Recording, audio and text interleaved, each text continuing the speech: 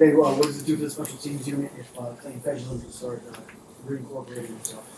It'll be big. He's been a good player for us. He's been a good player in this league. So anytime you get a good veteran player, not only for his performance but leadership. So we're happy to have him back practicing, and we'll see where that goes here this week and over the next couple of weeks. Danny, did you guys make a change to the up man in the punt? In the last game, we've played a couple different guys throughout the season, but yes, in last game particularly, there was a switch, and that involved a lot of things offensively. How do I know injuries seem to affect special teams, and so without making excuses, how tough is that? Because you're running plays out there, and guys have to be used to each other, right? It's part of it, and there's years where you don't have many, and it's fun, and when you're doing depth charts and you're working, you're going to run the same guys out there every time, and it's fun and it's easy.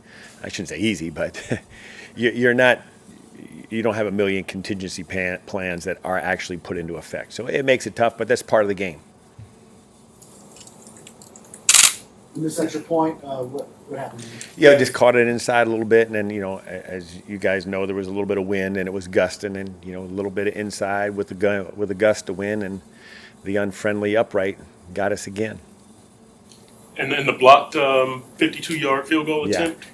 Technique and communication. We had a look that we didn't get communicated properly, and we got some penetration, and the guy did a good job, played hard, and got his hand on the football.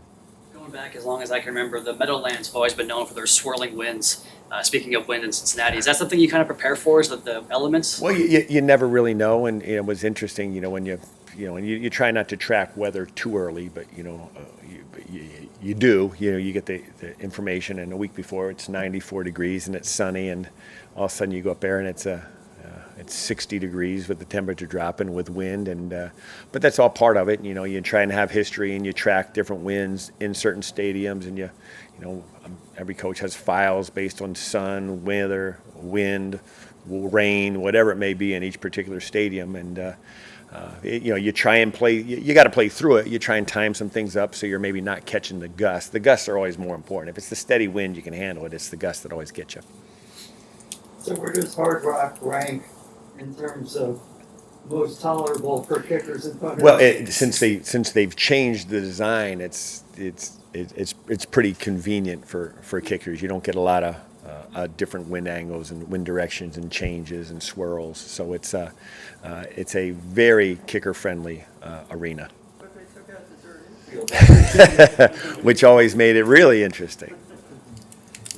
Then, without giving away strategy, obviously, can you give us any insight as to when Tyreek would be deep on punts? There's a lot of things that go into it. As we've said, we have a lot of guys we like and we feel comfortable with. The situation of games, and there's so many different variables of how the game's going. What's the situation, score, time? There's so many different things, but we feel like we have a good nucleus of guys, and when those situations and opportunities come up, hopefully every one of them is available, so we have some of those chances. What do you think of Braxton Berrios? Very, very good player. It's really impressive. When you watch his progression over the years, and from when he was drafted, out of Miami to New England, and then his formative years here with the Jets, and how he's improved every single year, which is a credit to him and the coaches there.